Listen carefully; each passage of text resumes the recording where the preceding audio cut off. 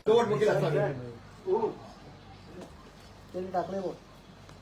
त्यांनी पत्रकार परिषद घेऊन आपल्या अज्ञानाचं प्रदर्शन केलेलं आहे. मी जे दसरा मेळाव्यामध्ये बोललो त्यामध्ये मी डॉक्टरांचा उल्लेख केला होता की ते डॉक्टर बाळासाहेबांच्या वरती उपचार करत होते आणि त्या डॉक्टरांचं असं म्हणणं आहे. मग आता अनिल परब त्या डॉक्टरांच्या वरती देखील दाव टाकणार आहेत का पैशांसाठी? पण त्यांच्याकडे पैसे कमी पडले. आता ते पैसे मिळवण्यासाठी आणि गरिबांना वाटण्यासाठी त्या डॉक्टरांच्या वरती देखील अनिल परब करणार आहेत का दावा? आणि म्हणून मी आज एक निर्णय घेतला. कालपर्यंत मी थांबलो होतो. मी आज निर्णय घेतला या प्रकरणाबाबत शासनानं सीबीआयची चौकशी करावी म्हणून मी आता पत्र देणार आहे उद्या मुख्यमंत्र्यांना संभाव्य. बाळासाहेबांच्या बाबतीमध्ये 2 दिवस त्यांची बॉडी ठेवली होती का याबाबत मी स्वतः माननीय मुख्यमंत्र्यांना भेटून याची सीबीआय चौकशी लावा अशी मागणी मी लेखी आता करणार आहे. म्हणजे दूध का दूध पाणी का पाणी होऊन जाईल. मग आणि परत जावं कोर्टामध्ये न्यायालयामध्ये आणि कोणाकडे पैसे मिळतात ते बघावेत. काय बोलतोय आपण? थोडं भान पाहिजे. कुठल्या बाकड्यावरती आमदार झोपला होता तू बघणार? तू कोण होतास का त्यावेळेला? अगं आम्ही सगळे नेते बाहेर पडल्यानंतर तू आता माझा मालक झाला असता तर तू होतास कोण? काय संबंध तुझा होता तिथे? हा एक गोष्ट होती तुझ्याबाबत. मला वाटतं बाळासाहेबांचं मृत्यूपत्र झालंय त्याशी आपला काय संबंध असावा कदाचित असं मला वाटतंय. आणि म्हणून आपण काय बोलतो थोडं भान ठेवावं. एक गोष्ट मला आपल्याला सांगायची आहे. अनिल परब साहेब तुम्ही वकील आहात, तुम्ही शिकलेले आहात. चंद्रग्रहणाच्या रात्री चंद्रग्रहण ज्याविषयी होती पौर्णिमा होती त्याविषयी रात्री 12 वाजता आपण कोळीवाड्याच्या स्मशानभूमीमध्ये एक बकरा कापलात का? कारण आपल्यासारखाच कोणती माणसं होता असं त्यांचं म्हणणं आहे. बगनगांचं म्हणणं असं आहे की अनिल परब सारखीच व्यक्ती होती. त्यांच्यासोबत एक बिल्डर एक गाडी घेऊन आला होता. त्या गाडीतून एक बकरा घेऊन आला होता आणि 2 नंगे बाबा पूर्ण लग्न होते असे दोघांना घेऊन त्या स्मशानभूमीमध्ये आले होते. आणि तिथं माझ्या मुलाचा योगेशचा आणि रामदास कदम असे दोघांची नावं घेऊन त्या बकऱ्याला कापलात तुम्ही असं त्यांचं म्हणणं आहे. मला नक्की माहिती नाही.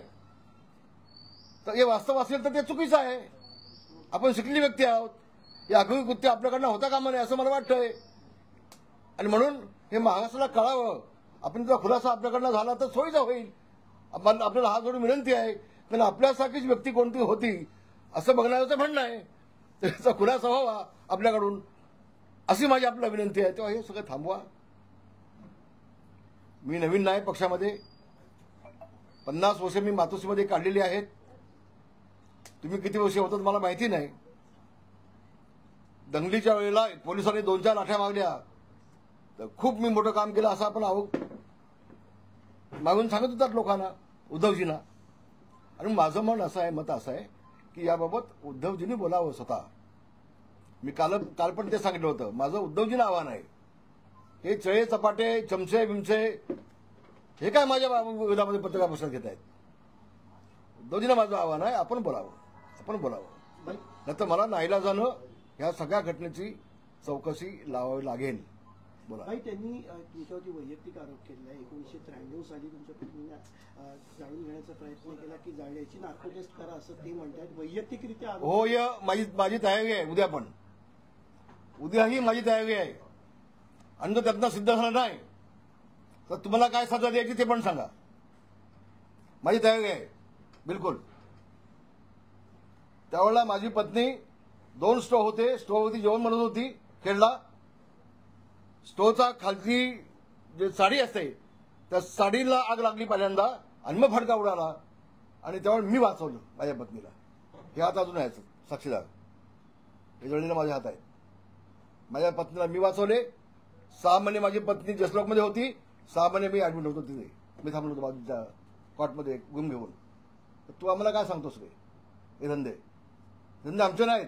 आणि आम्ही आज देखील संसार जीवाभावाने करतो दोघे जण. तर अशा पद्धतीनं तू बदनाम बी केलेस ना याच्यावरती मी दावा टाकेन. याच्यावरती आरोप केले तुमच्यासोबतच याच्याभोवती मी पहिल्यांदा कोर्ट न्यायालयात जाईन. याच्याभोवती मी 12 दावा टाकेन, 100% टाकेन. आता बोला. तुमच्यावरती आरोप केले योगेश दादांवरती आरोप केले की आईच्या नावाने बार चालवणारे बाग नव्हता, ही खोटी अफवा देऊन आमची मानहानी करण्याचा प्रयत्न आहे.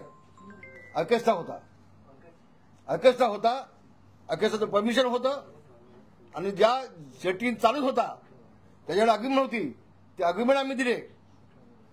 आणि हे जेव्हा आमच्या लक्षात आलं एखादी मुलगी विक्षिप्त हवा करत होती, एवढं कळल्यानंतर आम्ही ते हॉटेल देखील बंद केलंय. आम्ही इज्जत घेऊन बसलोय. तुमच्यासारखे कोणाच्या बाबतीमध्ये स्मशानामध्ये बक्का कावाची आम्हाला गरज नाहीये. आणि असाल तर सांगा. तर हे जे तुम्ही माझ्या पत्नीच्या बाबतीत आज काढलंय ना, मला दुःख झालंय, वेदना झाल्यात. आणि मी न्यायालयात गेल्याशिवाय राहणार नाही. तुला दाखवीन मी आता, तुला दाखवीन. सर, त्यांनी अब्दुल नुकसानीचा तुमचा दावा करणार आहे ते, आणि त्याची जे पैसे आहेत त्याचं पूरग्रस्त मी बोललो त्याच्यावरती. आपण आता बोललो वाटतं मी बोललो त्याच्यावरती की त्यांनी न्यायालयामध्ये जावं, त्याचं स्वागत. पण त्याच्या आधी मी आता या बाबीची चौकशी लावीन. एक बाळासाहेबांच्या बाबतीत एखादा विषय न्यायालयामध्ये जावा हे मला पडत नव्हतं कालपर्यंत. हे माझ्या मनाला रुचणार नाही. पण जर का तुम्ही अशा पद्धतीनं मला खोडं ठेवत असाल, त्या डॉक्टरांना खोडं ठेवत असाल, तर मला देखील न्यायालयामध्ये जायला लागेलच. नव्हे त्याच्या आधी मला चौकशी करायला लागेल. मी सीबीआय चौकशी मागेन या सगळ्या घटनेची. आणि येऊ दे उद्धव साहेबांना पुढं सांगायला. कारण मी होतो तिथं कुठल्या बाकड्यावर झोपत होतो. तुला आता कावीळ झाले, तुला दिसत कसं आहे बाबा, तुला दिसणार नाही आता. बोला. 14 दसरा मेळावे बाळासाहेब गेल्यानंतर झाले. रामदास कदमांना हे आत्ता का आठवलं? कारण महानगरपालिका निवडणुका येत आहेत म्हणून त्यांना हे आठवलं असं त्यांचं म्हणणं आहे. मग उद्धवजींनी सांगावं ना. बाळासाहेब असताना सगळ्या मेळाव्यामध्ये मला बोलायला दिलं. मग बाळासाहेब गेल्यानंतर एकाही मेळाव्यामध्ये मला बोलायला दिलं काय त्यांनी सांगावं. दाखवावं त्यांनी, दाखवावं ना त्या हिंमत असेल तर. हे वास्तव आहे. इव्हन बाळासाहेब असताना मी कुठं बसायचो, किती नंबरला. बाळासाहेब गेल्यानंतर मला किती नंबरला बसवायचे, मग नाव लिहून त्या फुगच्यावरती. या काही जगाने पाहिलंय ना. बाळासाहेब 2012ला गेले, त्यानंतर 14ला तुम्हाला मंत्रिपद दिले असंही सांगितलं. 14ला मला मंत्रिपद दिलं. ते लोक हसतील म्हणून नाईलाजाने त्यांना द्यायला लागलं. आणि कुठलं खातं दिलं मला? इन्व्हायरमेंट खातं. हे खातं कधी होतं का? कोणी बघितलं होतं का आतापर्यंत? इन्व्हायरमेंट खातं कोणी बघितलं होतं का आतापर्यंत? नव्हतं ना. काहीतरी मला द्यायला पाहिजे मंत्री म्हणून ते खातं मला दिलं. आणि हे खातं घ्या का बस. पण त्या खात्यामध्ये मी इतका अभ्यास करून ते खातं उजेडाला आणीन असं त्यांना वाटलं नव्हतं. त्यांना कळलं नव्हतं. त्या खात्यात देखील मी अभ्यास करून घेतला आणि महाराष्ट्राला न्याय दिला. प्लास्टिक बंदीसारखा निर्णय घेतला ना मी. तर 14ला दिलं तर तुझ्या नाईलाज होता म्हणून दिला. पण नंतर तू दिवाकर रावते, रामदास कदम यांना बाजूला ठेवून अपक्षानं काय घेतलं ते सांगा ना. मग अपक्षांचा या पक्ष वाढवण्यासाठी काय संबंध होता? आणि अनिल पवार बोलणार कोण? बोलू नव्हतं. उद्धव ठाकरे बोलू येत ना. त्याला दोन प्रश्न आहेत. कारण नेहमी अनिल पवार बोलतात, उद्धव ठाकरे का बोलतात? माझं तेच म्हणणं आहे, उद्धव ठाकरे बोलू येत ना. काय तुला प्रॉपर्टीचा हिस्सा पण दिलाय का मातोश्री म्हटला अनिल पवारला? बोलू देत त्यांना. आणि वास्तव आहे दिवाकर रावते, रामदास कदम या दोघांच्या आमदारक्या पण काढल्यात, मंत्रिपद पण काढलं. कशासाठी? आणि अपक्षाने घेताय तुम्ही. काय योगदान होतं अपक्षांचा? आणि हेलिकॉप्टर पाठवून तुम्ही अपक्षाला आणलीत, बोलवलीत. वा गे वा. बाळासाहेब असते तर रामदास कदम साहेब असते तर रामदास कदम, दिवाकर रावते दोघेही मंत्रिमंडळामध्ये असते. तुम्हाला टार्गेट तुमच्याकडे काही अशा गोष्टी आहेत ज्यांच्या त्या अडचणी वाढू शकतात त्यांच्या? मीच काय, माझा मुलगा विधिमंडळामध्ये गेल्यापासून पहिल्या दिवसापासून अनिल बाबू राजीनामा मागतोय. हा फोटो घे, तुझा माणूस आहे, दे राजीनामा. हा फोटो घे, तुझा माणूस आहे, दे राजीनामा. बाळासाहेब ठाकरेंच्या मृत्यूपत्राबाबत जयदेव ठाकरेंनी देखील आक्षेप घेतले होते, कोर्टात देखील गेले होते. आपण देखील त्यावर आक्षेप घेतला. नेमकं काय या? मी अजून आक्षेप घेतला नाही. तुम्ही चुकीचं बोलताय, माझ्या तोंडामध्ये घालताय. अजून मी आक्षेप घेतला नाही. माझ्या तोंडात चुकीचं घालून मला तुम्ही प्रश्न विचारताय. ते तो आपल्या शब्दापर्यंत मागे घ्या. योग्य वळला मी योग्य ते बोलणार आहे. राज ठाकरे आणि उद्धव ठाकरे एकत्र येणार असल्यामुळे जर काय जयदेवनी त्यावेळेला ऑप्शन घेतलं होतं तर आपलं बघायला लागेल काय झालं ते नेमकं. त्यात वास्तव काय ते बघायला लागेल. ते शासनाला मी पत्र देईन, याची माहिती घ्या, दे ना, काय अडचण नाही. राज ठाकरे आणि उद्धव ठाकरे एकत्र येणार असल्यामुळे निवडणुकीच्या पार्श्वभूमीवर बाळासाहेब ठाकरे यांच्या मृत्यूपत्राबाबत किंवा 2 दिवस मृतदेह बाहेर ठेवला असं आपण म्हटलं. हा जो काय शिंदे गट बाहेर ठेवला होणार, नव्हता, बाहेर ठेवला नव्हता. शिंदे गटाचा सुकडा साफ होणार आहे की उद्धव ठाकरेचा महागासा झालाय, पूर्ण सुकडा साफ झालाय, काय शिल्लक नाही. आणि ज्या मराठी माणसाला 30 वर्षामध्ये मुंबईच्या बाहेर ज्या उद्धव ठाकरेंनी घालवलाय, तो मराठी माणूस या उद्धव ठाकरेचा सुकडा साफ करण्याचा घालणार नाही. मी विश्वासानं बोलतोय. काय केलं मराठी माणसासाठी? ज्या शिवसेना प्रमुखांनी मराठी माणसाच्या न्यायासाठी झगडणारी शिवसेना या घोषवाक्यांनी शिवसेना जन्म दिला. 30 वर्ष तुझ्या हातामध्ये महानगरपालिका होती, 30 वर्षामध्ये तू मराठी माणसासाठी काय केलं याचं मला उत्तर दे, आणि मग कोणाचा सुकडा साफ होणार कळेल. बोला. त्यांनी असे आरोप केले का एकनाथ शिंदेने जेव्हा बंड केला होता तेव्हा तुम्ही अनेक चॅनल फोन दिले होते का उद्धव ठाकरेंची साथ मी कधीच सोडणार नाही, आणि आज मात्र एकनाथ शिंदे बरोबर. मी असं कधीच बोललो नाही. मी त्यावेळेला ढसासा घडलोय आणि उद्या महाराष्ट्राने पाहिलंय. हा चमचा बोलणार कोण आहे? हे बोलू नाही उद्धव ठाकरेंना, बोलू देत ना, बोलू देत ना. आणि म्हणून उद्याच्या सोमवारी मी स्वतः मुख्यमंत्र्यांना भेटेन. मी याबाबत सगळी चौकशी व्हावी, सीबीआयची चौकशी लावा, तेही पाहीन. आणि माझ्या पत्नीच्या बाबतीत जो बोलला आहे, मी आज आपल्याला सांगतोय, मी न्यायालयामध्ये जाणार. मी मानहानी माझी महाराष्ट्रामध्ये केली, अजून माझी पत्नीच जाईल त्याच्या विरोधामध्ये, माझी पत्नीच जाईल. अरे तुम्ही कसले राजकारणी हवे? असे महिलांचे, बायकांचे, कुणाच्या आणि कुणाच्या आईचं बदनामी करून तुम्ही राजकारण करायला लागलात. तो तुमच्या जिंदगानी होते. कसलं राजकारण करत आहे? तुम्हाला स्विस बँकेतले अकाउंट कसं ऑपरेट करायचं हे समजतं असं त्यांनी म्हटलेलं आहे. हातांचे ठसे घेऊन तिकडचे पैसे काढले जाऊ शकतात, हे रामदास कदमांना कसं माहिती असं समजतं? अरे बाबा, ज्या वेळेला मी उद्धवजींना सांगितलं की साहेब आपण साहेबांच्या पायाचे ठसे घेऊन ठेवूया का, कारण त्यांचे पाय आमच्यासाठी दैवत आहेत, आम्हाला कामाला येतील. तर नाही अमदार भाई, आपण हाताचे ठसे घेऊन ठेवलेत. उद्धवजी मला बोलले, उद्धवजी मला याला काय माहिती आहे का? हा गदोळा आता पत्रकार परिषद घ्यायला लागला, याला काय माहिती आहे? आणि म्हणून मी काल म्हटलं की दोघांची टेस्ट व्हावी, टेस्ट व्हावी ना. त्यांचं तेच म्हणणं आहे, ते ठसे नव्हते, ते मोल्ड्स होते, आणि तेच मोल्ड्स वर्षावरती देखील होते, आणि स्टेडियम मध्ये देखील सारस स्टेडियम मध्ये देखील ठेवण्यात आले होते. कधी ठेवण्यात आली? मी नाही कधी पाहिले नव्हते, मी कधी पाहिलं नाही. त्यांनी बघितलं असेल एकट्यानी, आम्ही नाही. असं तर चांगलं आहे, मग चांगलं आहे ना. भाई, त्यांच्याकडून असं देखील सांगण्यात आलं की मी विभाग प्रमुख होतो आणि माझ्याकडेच सगळी जबाबदारी होती. बाळासाहेब ठाकरे यांचं अगे सोड रे, तुझी कसली जबाबदारी होती? तिथं ज्यावेळेला त्यांचा निर्णय झाला 2 भावांचा की बाळासाहेबांना सकाळी घेऊन जायचं, हे मला कळलं तर मी जाऊन भांडलोय त्यांच्याकडे. तू काय सांगतो जबाबदारी होती असेल ना? हा ट्रक त्यांनी सजवला हे मला माहिती आहे, ट्रक त्यांनी सजवला हे मला 100% माहिती आहे. पण निर्णय मी बदलला. पण भाई, अँब्युलन्सनी नेऊन शिवाजी पार्कला त्यांना अंत्यदर्शनासाठी ठेवायचं असं प्लॅनिंग होतं.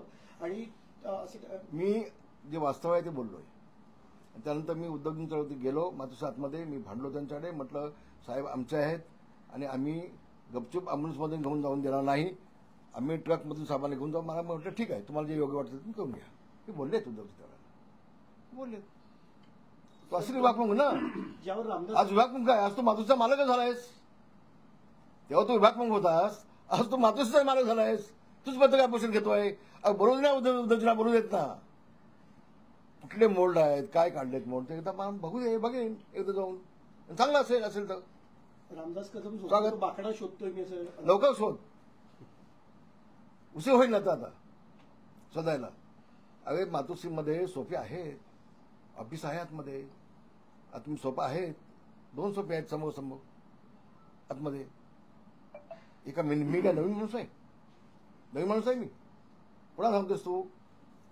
आता मी सोफ्याच्या ऐवजी बाकडं म्हणलं असेल, आहेत ना सोफे आतमध्ये, आहेत ना. बाळासाहेबांची बॉडी 2 दिवस ठेवली असा आपण जो आरोप केला, यावरती उद्धव ठाकरेंना पत्रकारांनी मी पुन्हा एकदा सांगतोय, पुन्हा त्यावरती उद्धव ठाकरे असे म्हटलेत की मी नमक हराम आणि गद्दारांना उत्तर देत नाही. अगं आता गद्दारी बाळासाहेबांसोबत तूच केली असतील तर तू उत्तर काय देशील? मग बाळासाहेबांच्या मृतदेहासोबत जर तू गद्दारी केली असतील तर तू काय उत्तर देशील? आणि नमक हराम कोण आहे? तू किती मीठ आमच्याकडनं खाल्लंयस? उद्धव ठाकरेंनी किती नमक आमच्याकडनं खाल्लंय तो विसरला असेल. आम्ही नाही विसरलो, कारण आम्ही नमक देऊन दिलेलं आहे. नमक हरामी तू केलेस. आम्ही काय केली सांगावं. नमक नाही घेतलं आमच्याकडून, मीठ नाही खाल्लं आमचं. उद्धव ठाकरेंनी आपण सांगितलं की शिवसेना पक्ष माझाच आहे, निवडणूक आयोगाला अधिकार नाही हे चिन्ह आणि पक्ष देण्याचा. तर त्याविषयी मी आज काय बोलणार नाही, तो विषय माझा नाही. काही वर्षात पक्ष मी चालवत नाही, तो विषय माझा नाही. काही वर्षापूर्वी राज ठाकरेंनी आरोप केले होते बाळासाहेबांना चिकन सुवाई तेलकट वडे दिले. अशा पद्धतीची ह्या सुद्धा खऱ्या घटना आहेत का? तुम्ही मातोश्री नाही, ते मला वाटतं थापाला आपण विचारलं तर वास्तव काय ते कळेल. मी इतका खाली कशाला जाऊ, इतकं खाली मी जाणार नाही. पण थापा अजून जिवंत आहे, थापाला आपण विचारलं, त्याची स्टेटमेंट घेतली तर वास्तव आपल्याला कळेल काय ते. भाई पण म्हणजे राज ठाकरे बोलले त्यामध्ये किती तथ्य आहे की नाही हे कळेल ना तुम्हाला. भाई सातत्याने आपल्या पत्नींवरती आरोप करण्यात आहे, सायली बार रेस्टॉरंटच्या वेळेस पण, म्हणजे रामदास भाईंसंदर्भात दुसऱ्या काही गोष्टी मिळत नाही म्हणून कौटुंबिक विषय काढले जाते. अगे तुम्ही माझ्या पत्नीचा विषय करता, जी घटना 92ला घडली, 92ला घडले आणि मी माझी पत्नी त्यातून बाळासाहेब स्वतः आले होते, याला लाज वाटली पाहिजे. स्वतः साहेब त्यावेळेला जसलोक हॉस्पिटलमध्ये येऊन बसले, साहेबांनी सगळ्या डॉक्टरांची मिटिंग घेतली आणि माझ्या पत्नीला वाचवलंय. आणि तुम्ही आमची बदनामी करता काय? उस्माता हिरे त्यावेळेला मंत्री होत्या, त्या स्वतः येऊन बसायच्या हॉस्पिटलला, स्वतः हॉस्पिटलमध्ये बसायच्या. साहेब स्वतः आले होते जसलोकमध्ये आणि तुम्ही बदनामी करताय आमची. याचं उत्तर मी देईन त्याला आता, कदम साहब कायद्यानं उत्तर देईन. हिंदी में आप बता दें, ये जो पूरा आरोप लगाया है अनिल परब ने, इस आरोप सब आरोप झूठा है.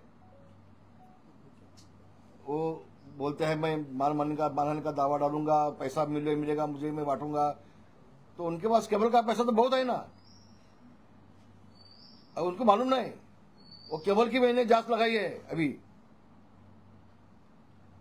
अनिल परब के साथ कहा कितने कितने पार्टनर है, उसके पिताजी के नाम पे, उसके बहन के नाम पे, उसके नाम पे, वो सबकी जांच मैंने लगाई है. उसको अभी तो पता नहीं है.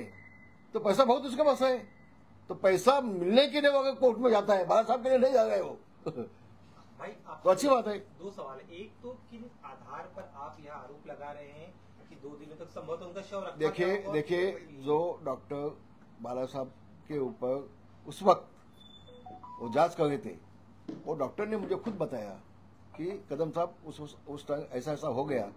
हम लोग बोल रहे हैं कि आप जाहिर कर लो, लेकिन नहीं हुआ 2 दिन. वो डॉक्टर ने मुझे बताया, मैंने बोल दिया. आपने तो ये क्या मेरा खुद का भी बयान नहीं ना, मैंने भाषण में भी उनका उल्लेख किया डॉक्टर का. तो उन लोग डॉक्टर को पूछना चाहिए ऐसा क्यों बोला भाई, बोलना चाहिए, पूछना चाहिए. कल अभी छोड़ो, अभी मैं इसकी जांच करने के लगाऊंगा. सीबीआई की जांच होनी चाहिए उसकी. तो दूध का दूध, पानी का पानी हो जाएगा. फिर ये वहां से कोर्ट में जाके क्या करते हैं मैं देख लूंगा ना. सीएम साहब को पत्र भी लिखने वाला भी तो खुद जाके मिलूंगा, मैं खुद जाके मिलूंगा. सर इसमें एक इम्पोर्टेंट बात यूबीटी के नेता हाईलाइट कर रहे हैं कि ये मामला अभी क्यों उठाया जा रहा है, जबकि उनकी डेथ हुए 12-13 सालों में. तो जब मेरी पत्नी का 93 में हुआ था, तो अभी क्यों निकाला उसने? वो जो वाकया हुआ था वो 93 में हुआ था, 92 में हुआ था. ये तो 10 साल हुए अभी. तो 40 साल पहले की बात. अभी तू था जब भी देखने को गांव में क्या हुआ था, अनुभव था जब ये गांव में खेड़ में उस वक्त गाड़ी भी नहीं थी. मैं बस मेरे मिसेस को मुंबई में लाने के लिए उस वक्त गाड़ी भी नहीं थी. क्या किया मेरे जान को मालूम है. तो क्या बोल रहा है, नमक चढ़ा है हमें जख्म के ऊपर. भाई आपने कहा है कि एक बलि का आरोप लगाया है परिवार पर, तो किस तरह बलि का एक आरोप? वो एक बकरा दिया, मैं बोला ना, वो जो बोलने वाला था मेरे पास, वो बोला अनिल परब जैसा आदमी था. अभी देखेंगे जब चंद्रमा ग्रहण था रात को, तभी चंद्रमा ग्रहण में 12 बजे ये वाकया हुआ है कोलीवाड़े में स्मशान में. एक बिल्डर भी था उनके साथ में. वो बकरा वो 2 आदमी लेके आया था, 2 नंगे थे दोनों भी. भाई 2 चीजें. एक तो नार्को टेस्ट को लेकर वो आपको चैलेंज कर रहे हैं, क्या आप उसके लिए तैयार हूँ? बिल्कुल तैयार हूँ. बोलो कभी, दोनों का होना चाहिए, उद्धव का भी मेरा भी. तैयार बिल्कुल, आज तैयार हूँ मैं. भाई इसके अलावा आप चूंकि नार्को टेस्ट के लिए तैयार है, 8 दिनों तक आप वहीं पर थे दिन रात, क्या घटनाक्रम था, अगर कुछ बता ताकि आप. नहीं, मैं कल बता दिया.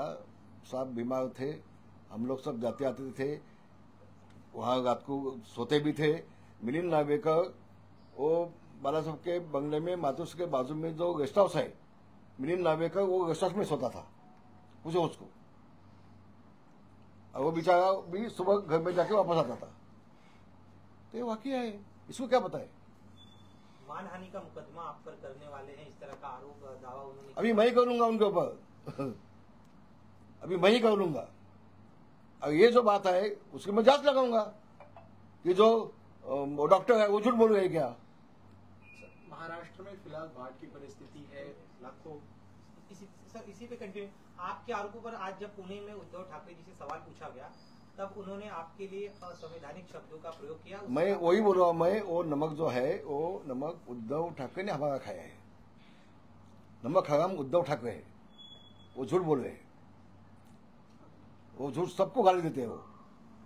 वो पंतप्रधान जी को गाली देते हैं, अमित शाह जी को गाली देते हैं, मुख्यमंत्री को गाली देते हैं, एकनाथ शिंदे को गाली देते हैं।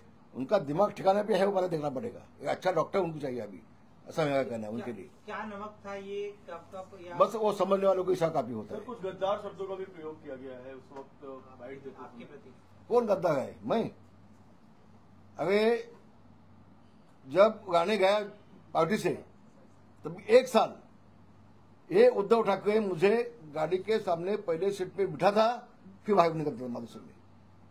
तो गद्दा होता तो मुझे क्यों बिठाता था ऊपर सामने कुर्सी पे? तुम्हारा जान बचाने के लिए मुझे बिठाता था आगे। वो भूल गए दिन। आज मैं गद्दा हो गया। गद्दारी बाला साहब से किया है उद्धव ठाकरे ने। मुख्यमंत्री बनने के लिए सोनिया गांधी के पाव के पास जाके बाला साहब की शिवसेना गिरवी रख दी इसने। गद्दार ये है। हम लोग कैसे हो सकते हैं? हम लोग कैसे हो सकते हैं? किसी नेता ने कहा है कि नगर समिति का चुनाव आ रहा है, कुछ समय कुछ पहल रह चुके हैं, ये सारे षड्यंत्र उसी के दावे पे की जा रही है, नेतागिरी की कुछ नहीं। वो कॉर्पोरेशन का इसका कुछ संबंध नहीं। कॉर्पोरेशन में तो उसका साफ होने वाला है, कुछ बचने वाला नहीं। थोड़ी बहुत इज्जत बाकी है ना, अभी थोड़ी बहुत, वो भी रहने वाली नहीं है। सब साफ हो जाएगा। वो जितना सबको गाली देगा ना उतना साफ हो जाएगा वो, बिल्कुल। बाढ़ परिस्थिति की वजह से जो हजारों किसानों का नुकसान हुआ है, कुछ सवाल नहीं। नहीं उसी से रिलेटेड है। तो सीएम को पूछ लो, डेप्युटी सीएम को पूछ लो, मेरा ये नहीं है। या पद्धतीने म्हणजे या अधिवेशनामध्ये 2 खुलासे कदम कुटुंबियांसंदर्भात अनिल परबांनी केले। ते म्हणतात की येणाऱ्या अधिवेशनामध्ये याच्यापेक्षाही गंभीर खुलासे आहेत ते आम्ही करणार। तू पर्यंत बक्के कापलेस का ते सांग, हा की नाही सांग। तू होतास का ते सांग पर्यंत। अरे कसले आरोप करताय तुम्ही? अख्ख्या मंत्रिमंडळामध्ये फक्त एकटा योगेश कदम तुम्हाला दिसतो? फक्त रामदास कदम तुम्हाला दिसतो? पहिल्या दिवसापासून फक्त योगेश कदम, फक्त योगेश कदम। फोटो दाखवायचे राजीनामध्ये, फोटो दाखवायचे राजीनामध्ये। तुझ्या बापाचे अवकाश आहे, ठेव राजीनामध्ये। तुला राजीनामा पाहिजे म्हणून देणार का? अख्खा मंत्रिमंडळ तो मागला कोणाचा? ते नाही का होत? आणि म्हणून ही फक्त नौटंकी आहे। सुडाच्या भावनेनं काम केलं जाते, सुडाचं सूड। कदम कुटुंबियांच्या भोवती सूड होण्यासाठी, योगेश कदमला पाडण्यासाठी उद्धव ठाकरेंनी जंग पछाडली, जंग पछाडली। अख्खा महाराष्ट्र गुण स्वतः खेडमध्ये आले होते। योगेश कदम आमदार असताना त्याला बाजूला ठेवून त्याच्या कार्यकर्त्यांचे राजीनामे घेतले आणि माजी आमदाराला सगळा फंड दिला आणि त्याच्या त्या पदाधिकाऱ्यांनी नेमून टाकलं। आमदार असताना देखील सगळे प्रयत्न केले योगेश कदमसाठी, तरी देखील योगेश कदम निवडून आला। आता विधिमंडळामध्ये आला, राज्यमंत्री झाला, त्यांच्या नाकावर ठिचून ते त्यांना सहन होत नाही। म्हणून सुडाच्या भावनेनं योगेश कदमच्या पाठी पडलेत ते विधिमंडळामध्ये। असं कधी होत नाही। मी पुन्हा सांगतो, मी पण 32 वर्ष काढली विधिमंडळामध्ये, पण बिगर नोटीस एखादा आमदार आरोप करतोय आणि अध्यक्ष फक्त बघतोय, असं कधी होत नाही। मी अध्यक्षांची माफी मागून सांगेन, हा नियम आहे। 35 ची नोटीस दिल्याशिवाय आरोप करता येत नाही कुठल्या मंत्र्यावरती, हा नियम आहे। मग अध्यक्ष महोदयांनी त्यांना का अडवली नाही? हा माझा प्रश्न आहे अध्यक्षाला। किंवा कामकाजात ना ते का काढलं गेलं नाही? याचा अर्थ मी नेमका काय लावायचा मला कळत नाही का? मी नवीन माणूस आहे का? बालासाहेबांच्या शेवटच्या दिवशी मी स्वतः तिथे 24 तास उभे होतो। डॉक्टरांची पूर्ण टीम होती। तू कशाला खोटं बोलतोय? अनिल भगत धादांत खोटं बोलतोय। शेवटच्या दिवशी कोण कोण डॉक्टर होते त्याची नाव सांगावी चला त्यांनी। शेवटच्या दिवशी कोण कोण डॉक्टर होते त्याची नावं जाहीर करून टाकावी चला। त्यांनी डॉक्टरचे नाव विचारले। डॉक्टरांची नावं त्यांनी सांगावी. तो होताच की नाही डॉक्टरसोबत, तो त्यांनी नाव सांगावी. भाई क्या इस संदर्भ में आपकी शिंदे जी से बातचीत हुई है? नहीं. उनका क्या कहना है? नहीं, आप नहीं उनके मंच पे उनके सामने आपने ये बात रखी थी? नहीं, बातचीत नहीं हुई, बातचीत नहीं हुई. ओके, धन्यवाद. सर, उन्होंने एक सवाल ये भी कहा कि एकनाथ शिंदे जी क्यों चुप है, उनको बोलना चाहिए. रामदास कदम जी के इस आरोपों पर, बाला साहेब के आरोपों पर शिंदे जी क्यों चुप है, उनका ये भी कहना. उद्धव ठाकरे चुप क्यों है? उद्धव ठाकरे चुप क्यों है? मैंने तो ये कहा था कि वो डॉक्टर ने मुझे कहा कि ऐसी की बात कदम साहब हुई, ये बात बोला मैं, ये बात बोला था. तो वो चुप क्यों है? उद्धव जी बोलना चाहिए ना, उद्धव ठाकरे मुख खोलना चाहिए ना. मराठी शेवट उद्धव ठाकरे त्यांचं म्हणणं असं की एकनाथ शिंदे त्याच्यावरती गप्प का आहे? एकनाथ शिंदेना हा विषय मान्य आहे का? होय, मान्य आहे, मान्य आहे. मिटिंग झाल्यानंतर स्वतः एकनाथ शिंदे मला फोन केला होता, आणि मान्य न व्हायचा प्रश्न कुठे येतो? प्रश्न येतो कुठे? तो हा म्हणतो शेवटच्या क्षणापर्यंत मी डॉक्टर मी होतो. कोण डॉक्टर होते सांग मला तू. गप्प काय? एकनाथ शिंदे गप्प काढते अशी एकनाथ शिंदे बोलत नाही. मी नेता आहे पक्षाचा, मी एकनाथ शिंदे पक्षाचा ज्येष्ठ नेता आहे, मी सिनियर माणूस आहे. हे त्याला माहिती नाही, हे चमच्याला कुठे माहिती आहे? हे आता आम्ही बाहेर पडल्यानंतर हे नेते झालेत आणि हे पुढारी झालेत. भाई आपण म्हटलं की तुम्ही जे सांगितलं की बाळासाहेबांची पार्थिव जे होतं ते 2 दिवस ठेवण्यात आलं होतं मृत्यूनंतर. मला पुन्हा तुम्ही हा बोला. ते डॉक्टरांची नावं आपण सांगू शकाल? हो, मी भाषणामध्ये बोललोय. तुम्ही माझं भाषण नेमकं नीट ऐकून घ्या, मग तुम्हाला कळेल. तुमच्या पुतण्याने आत्महत्या केली फक्त होती असं त्यांचं तो एक त्यांनी म्हणणं आहे. केलं. तुमच्या पुतण्याने काही जणांनी आत्महत्या केली होती, त्याची पण चौकशी करा, नार्को टेस्ट करा. कुठल्या पुतण्याने आत्महत्या केली? असं आमच्या कुठल्या पुतण्याने आत्महत्या केलेली नाही आतापर्यंत.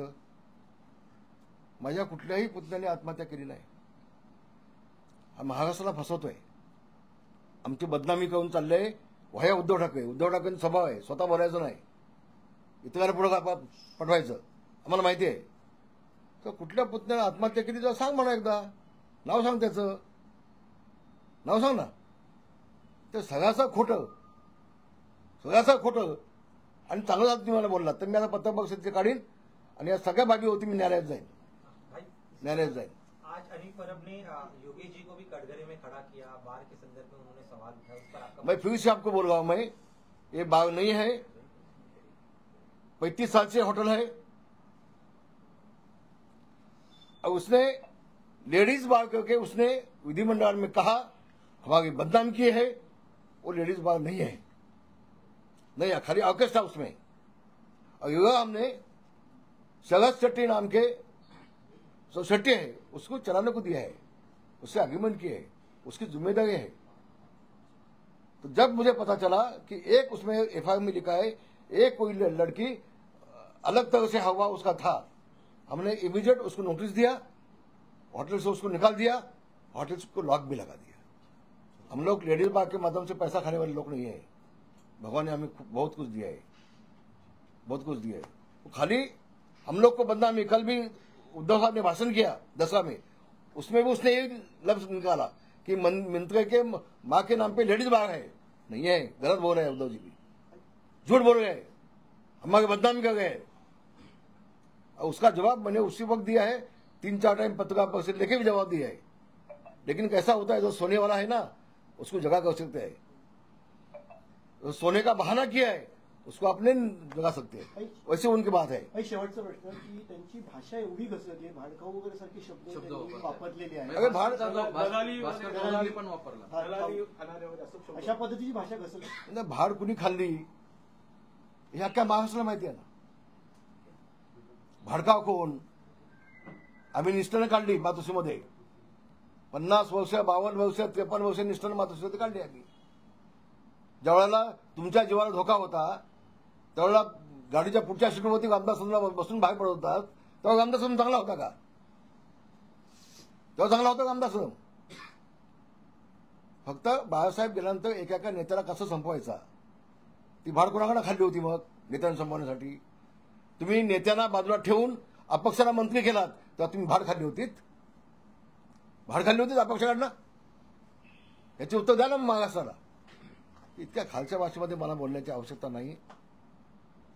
पाहिलं तर महाराष्ट्राने चांगलं झालं, पण 2 गोष्टी त्यांनी ज्या बोलल्यात की माझ्या पत्नीच्या बाबतीत त्यांनी उल्लेख केला आणि माझ्या पुतण्याच्या बाबतीमध्ये हे सगळं खोटं आहे. याचा मी धिक्कार करतोय, याचा निषेध करतोय आणि याच्या विरोधामध्ये मी न्यायालयात जाणार.